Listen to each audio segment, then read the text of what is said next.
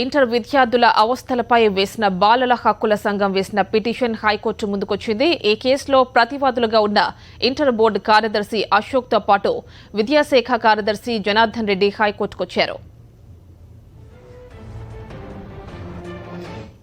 ఈ కేసుకు సంబంధించి మరిన్ని వివరాలు మా కరెస్పాండెంట్ వాసు అందిస్తారు. వాసు,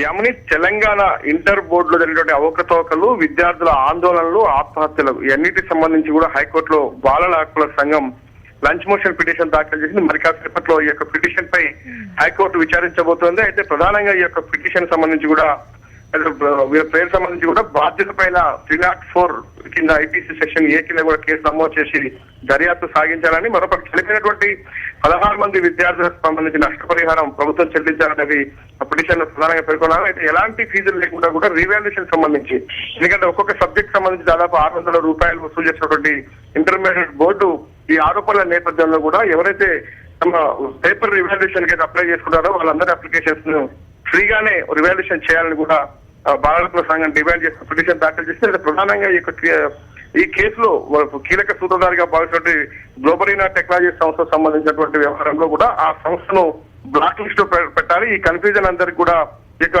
గ్లోబరీనా టెక్నాలజీ కారణం, ఖచ్చితంగా దర్యాప్తు సాగించాలి. ఈ యొక్క సంస్థను ప్రస్తుతానికి బ్లాక్ లిస్ట్ లో ఆ పిటిషన్ లో పేర్కొనడం. దీంట్లో ప్రధానంగా ప్రతివాదులుగా కూడా ప్రభుత్వ ప్రధాన కార్యదర్శితో పాటు ఇంటర్ బోర్డు కార్యదర్శి, విద్యాశాఖ ముఖ్య కార్యదర్శులు కూడా ప్రతివాదులుగా చేర్చే పిటిషన్ దాఖలైంది. ఇంకా మరి కాసేపట్లో యొక్క పిటిషన్ విచారణ కావాలనే నేపథ్యంలో కూడా ఇప్పటికే ఇంటర్ బోర్డు సెక్రటరీ అశోక్ తో పాటు మరోపక్క విద్యాశాఖ కార్యదర్శి జనార్దన్ రెడ్డి కూడా హైకోర్టుకు హాజరయ్యారు. ప్రస్తుతం తెలంగాణ అడ్వకేట్ జనరల్ తో వాళ్ళు సంప్రదింపులు చేస్తున్న ఈ కేసు విచారణ నేపథ్యంలో ఏ విధంగా ముందుకెళ్లాలి, ఎలాంటి సమాధానం కోర్టుకు చెప్పాలి, ప్రభుత్వం నుంచి ఎలాంటి వాదన వినిపించాలి, ఇంటర్మీడియట్ బోర్డు నుంచి ఎలాంటి వాదన వినిపించాలన్న దానిపైన కూడా ప్రస్తుతం ఏదైతే అడ్వకేట్ జనరల్ తో ప్రస్తుతం వీళ్ళిద్దరు కూడా సంప్రదింపులు జరుగుతున్న పరిస్థితి హైకోర్టులో కొనసాగుతుంది. మరి కాసేపట్లో ఈ పిటిషన్ సంబంధించి కూడా హైకోర్టులో విచారణ రానుంది. కానీ ఎలాంటి విచారణలో ఎలాంటి ఆదేశాలు జారీ చేస్తుంది, ప్రతివాదులకు ఖచ్చితంగా కూడా నోటీసులు జారీ చేసే అవకాశాలు కనిపిస్తుంది. ఎందుకంటే దాదాపు వేలాది మంది విద్యార్థుల ప్రాణాలు, భవిష్యత్తుకు సంబంధించినటువంటి వ్యవహారం కాబట్టి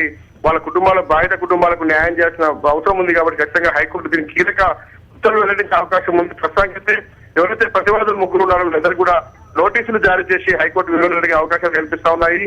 ఒకవేళ హైకోర్టు నోటీసులు జారీ చేసి ఏ విధంగా స్పందించాలి, ఏ విధంగా సమాధానం చెప్పాలి, ఎలాంటి చర్యలు తీసుకున్నామో కూడా హైకోర్టు చెప్పాల్సిన అవసరం ప్రభుత్వానికి, ప్రతివాదులు కూడా ఉంది. కాబట్టి దానిపైన ప్రస్తుతం అడ్వకేట్ జనరల్ తో సంప్రదింపులు కొనసాగుతా ఉన్నాయి. మరి కాసేపట్లో విచారణ జరగనుంది. Right Vasu, thank you.